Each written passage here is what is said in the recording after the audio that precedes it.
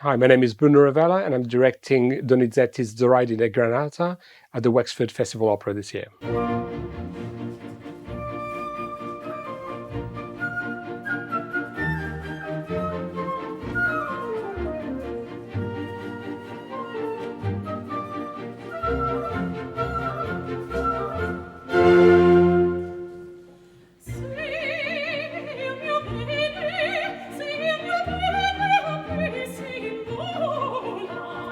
It's my second Donizetti opera. I did Elisir d'Amore many years ago, quite a different opera. This one is interesting for me because it was Donizetti's fifth opera. I think he was about 24 when he composed it, and it was his first success, big success, which led on to many years of fantastic work.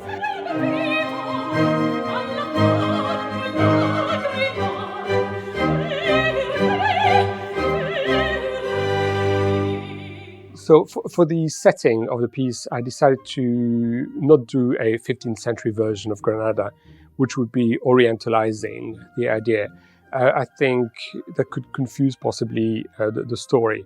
What we have is a story about power, about love and relationships. And there is no mention of Islam at all in the whole piece, even though that we are amongst Muslims. So I chose to move the piece to a place which is closer to our time, which is the siege of Sarajevo in the 1990s. And I think you can probably see behind me, but also when you see the video, the building that we have developed with Gary McCann is inspired by the library of Bosnia and Herzegovina in Sarajevo. That library was bombed in the early days of the siege. So I think it's an interesting place, Sarajevo being also a city under siege, with also a Muslim population. So that would be an interesting place to start. This is not going to be something that I necessarily dwell on. It's just more a setting to tell the story. As you will see, the places are, there's a poetry to how we describe the different places. We're not being very literal necessarily, but it's an interesting place to start from. And the 1990s, that terrible occupation of the city, I thought could be an interesting parallel.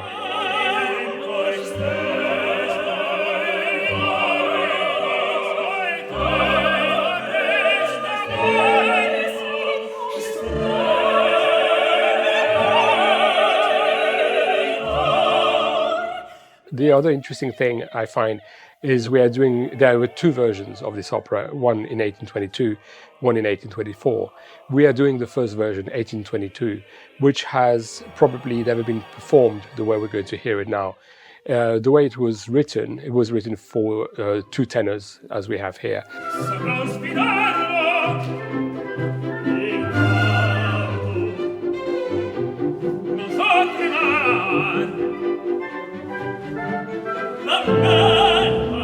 And one of them burst a vocal cord just before the opening and died.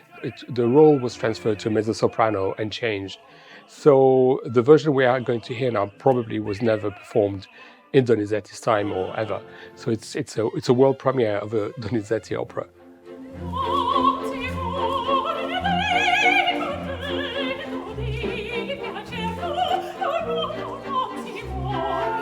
The story originally is set in Granada in Spain in the 15th century, and we have Granada with the Muslims, and outside the city walls we have the Spaniards. And so we have a city under siege with the Spaniards outside, but also inside we have a civil war. The king is Al-Muzir. He just usurped the throne by killing the previous king and the father of Zoraida.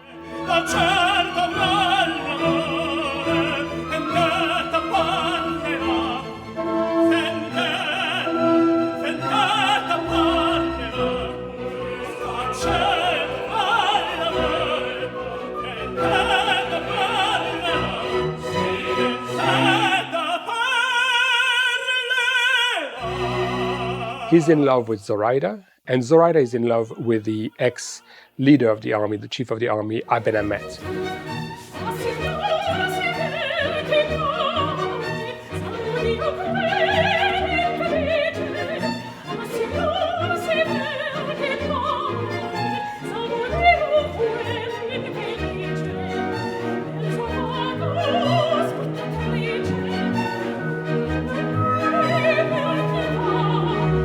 So we have a love triangle, and also it's all about power.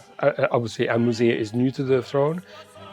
He wants the power. He wants Zoraida that could help him, and obviously this leads to many fascinating duet trios where we have the characters fighting.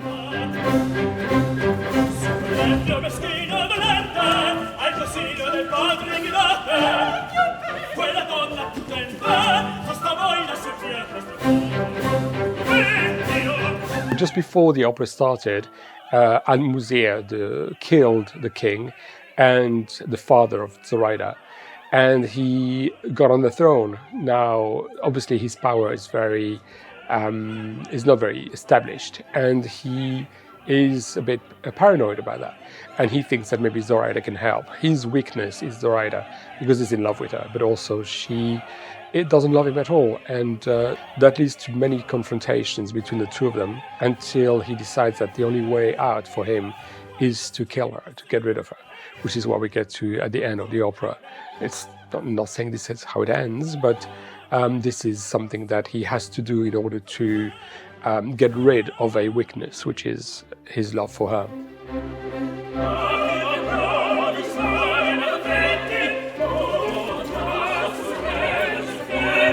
Obviously, the theme of the season here in Wexford this year is women and war. War is a very present element in all the three operas that are being put on in the main stage, including all the other operas as well in the festival.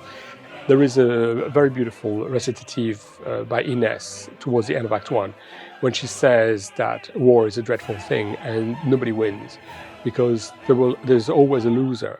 And interestingly, straight after that, we have a character called Almanzor who comes in and says to her, "Wonderful, we won, it's wonderful. Look at the field, it's covered in bodies, in dead bodies." And that's considered a positive, and I think that's pretty awful. So the war is very real, very present. This is why I wanted to treat it seriously. The soldiers are real soldiers, and the war is real, and all the repercussions of the war are real. It's no laughing matter, especially these days when we are bombarded with horrible stories in the news from different parts of the world. It's not the only element in the piece, and it kind of ends towards Act 1, at the end of Act 1, when the army from Granada has beaten the Spanish army. So the siege, to some extent, is over. But it's still a present, the idea of soldiers, war, politics.